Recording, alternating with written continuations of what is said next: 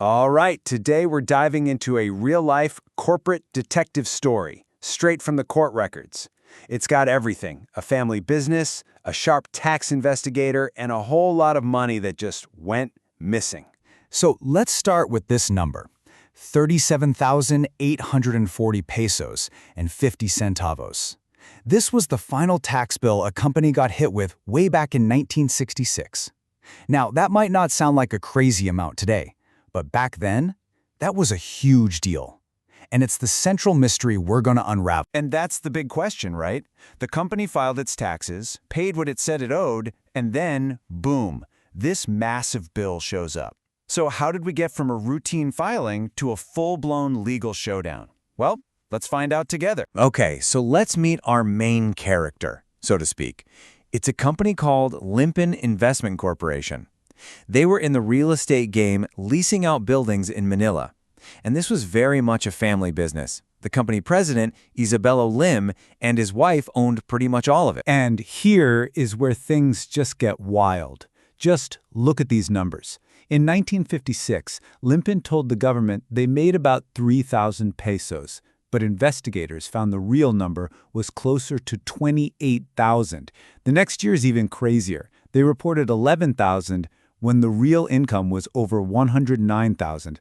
I mean, we are not talking about a simple math error here. This is a massive, massive gap. So, obviously, when you're faced with numbers like that, you've got to have a story, right? And oh boy, did they have some stories. Let's go through the list of excuses Limpan offered up for all that missing cash. For the money missing from 1956, their story was a little convoluted. They said, well, you see, some tenants were confused, so we had a verbal agreement that let the old owners of the building collect some of the rent. The key phrase there: verbal agreement. No paperwork, no receipts, just their word. Now, for 1957, the story shifts. They claim a big chunk of the missing money was collected by their very own company president, Isabelo Lim. The problem, they said, was that he just kinda kept it. He didn't turn it over to the company's bank account that year. So, they essentially blamed their own boss. Their third excuse was about a tenant who paid rent but not to them. Instead, the tenant put the money in a court deposit because of some dispute. Limpan's argument was, hey, that money is tied up in a legal thing, we can't touch it, so it's not our income yet. And finally, there was a more technical argument. The company said, look, our buildings are old, so we should be able to write off their value, what's called depreciation, much faster. The tax office, on the other hand, was using a standard by-the-book rate.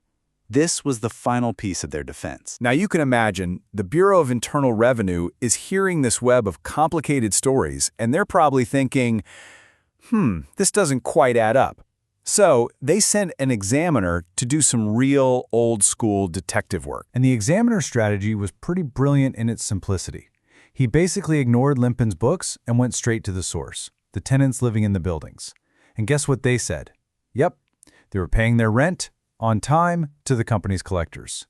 For the depreciation issue, he just used a standard official formula. And just like that, the real story started to look a whole lot different. So now we have two completely different realities. We have the company's story, full of verbal deals and internal problems, and then we have the investigator's story, based on direct interviews. You know where this is heading? Straight to court. The case ended up before the Court of Tax Appeals, who had to figure out who was telling the truth. And in court, this is where the whole case just flips on its head. A witness for Limpan actually admitted that yes, they had failed to report some of the income. That single admission changed everything. The legal burden of proof completely shifted. It was no longer up to the government to prove they were wrong. It was up to Limpan to prove their wild stories were true with solid evidence. And right away, their evidence started to fall apart. That verbal agreement? The court called it unusual and uncorroborated. Basically, they said, that's a nice story, but you have nothing and no one to back it up. A story is not proof. Now, to understand the next nail in the coffin, we need to quickly learn this legal term, constructive receipt. It's a really simple but powerful idea. The law basically says that once money is made available to you, without any strings attached, it's yours. It counts as your income for tax purposes, even if you haven't physically put it in your pocket yet. And this is where that concept just blew their case wide open. Remember that rent money deposited in court? Turns out the only reason it was there was because Limpin itself had refused to accept the payment from the tenant. The court said, nope, the money was available, you chose not to take it, that's constructive receipt. It was your income in 1957, period. So let's just pause and think about this for a second. Who could have cleared all this up? Who could have testified about that so-called verbal agreement? Who could have explained what happened to the cash he supposedly collected? There was one person at the center of all of it, the president, Isabello P. Lim. And he never took the stand. He was never called to testify.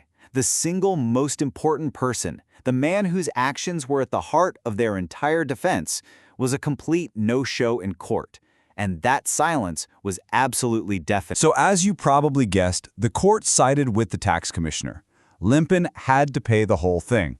But what's really interesting is that this case, decades later, gives us some timeless, crystal-clear lessons about proof, responsibility, and how the law actually works. So what do we learn from this whole mess? First, the old saying, get it in writing, isn't just good advice. In court, a verbal deal can be totally worthless. Second, you can't dodge taxes by just refusing to pick up your check. That's constructive receipt, and it'll get you. But really, the biggest lesson is this: your story is only as strong as your proof. And if the one person who can back you up is missing in action, your case is probably dead in the water. And that really leaves us with this final, powerful idea to think about. Let's say your side of the story is 100% true. You know it in your heart. But if you walk into that courtroom with no documents, no witnesses, no proof at all, is it still true in the only eyes that matter? It's a stark reminder that what we believe to be true and what we can prove to be true can be two very, very different things.